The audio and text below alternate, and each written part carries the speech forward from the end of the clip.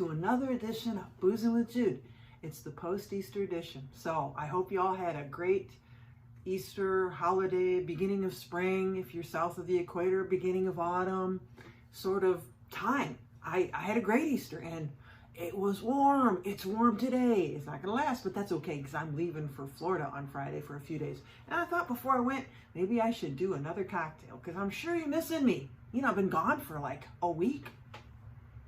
That doesn't mean I haven't had a drink for a week. Actually, I didn't drink that whole week going up to Easter. That was like my vow.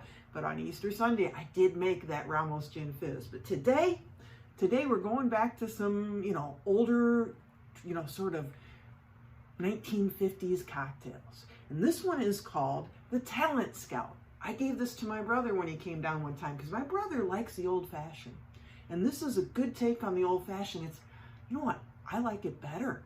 It's really, really a good drink. So if you're a bourbon drinker, you need to try this drink. It's outstanding. So it was created in 1951 by a guy from British Columbia.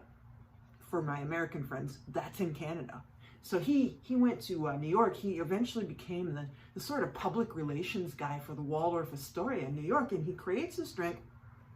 You can find it in a book that he wrote that has a lot of the Waldorf Astoria cocktails in it, and it's called Bottoms Up. So if you buy the original Bottoms Up book, it's like $155, but they have like a reprint that you can get for relatively inexpensive. It's good. So you can get some really kind of cool cocktails from the Waldorf Astoria in that book. So his name was Ted Saucier, or Saucier, but I'm sure since he was, from Canada, Saucier. So he creates this drink and it is outstanding. The Talent Scout. And it's really easy. I'm going to make it for you today. I'm going to suggest that you use a big chunk of ice instead of a lot of little ice. You make it right in the glass and we're going to be done like Bob's your uncle. So 3 ingredients plus a lemon sort of twist thing. So you're going to take your Angostura bitters, if you remember those originally from Venezuela. And you're going to do about 2 full dashes. Just make it right in the glass. And then, for those of you who like bourbon, make sure that you have a bourbon that you would sip neat. You want a really good bourbon, and I would suggest an overproof bourbon. I don't have any overproof bourbon, or 100 proof. I've got my Bullet, which I think is 46 ABV, 45. So it's 90 proof. 90 proof, but if you have a really nice, like I think Buffalo Trace has one. I'm not really sure, but make sure you use a bourbon that you would just sip neat, or sip just on the rocks straight. So you're going to do 2 1/4 ounces of bourbon. Right in the glass on top of those bitters. And see if I can see what we got here. Yeah, about there. Hard to see sometimes. I need those like kind of step things, the jiggers that have the steps in them so you can see. So you got that in there. And then in an old fashioned, you'd use a sugar cube or simple syrup. Instead of that, we're going to use our orange Curaçao. So if you have some dry Curaçao, if you remember the orange Curaçao is from the Isle of Curaçao, which is a Dutch island. And there are these oranges there. They're kind of bitter oranges, and they make them from the skin.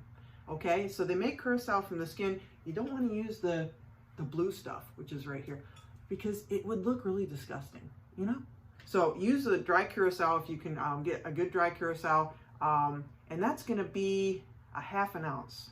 Well, I hope that's right. I think it is.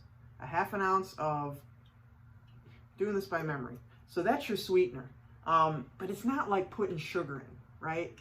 So then we're going to I'm going to reach in my ice cube and voila, have a big ice cube in here. So just try to kind of gently get that in your glass and then just stir it until the cows come home. You want to get it really chilled.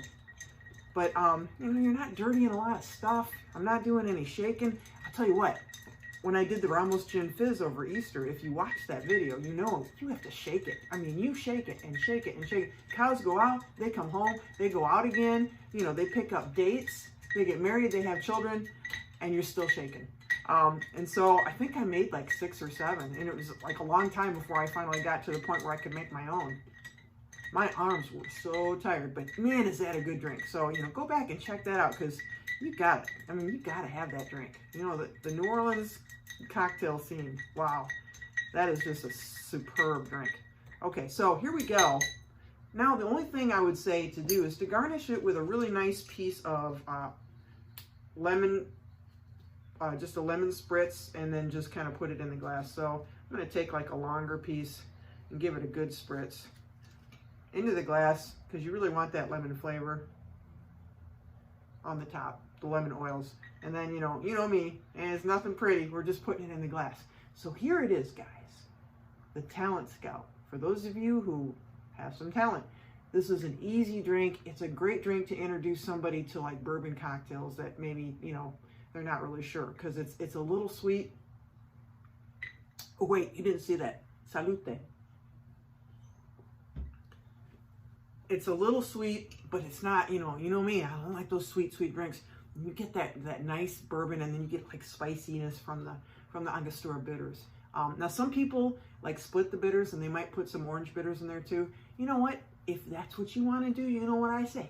It's your life, live it, drinking the cocktails that you like. I think originally it did just go with Angostura bitters, but you could split it, put in 1 or 2 Angostura bitter dashes and another dash of orange if you really like that sort of flavor.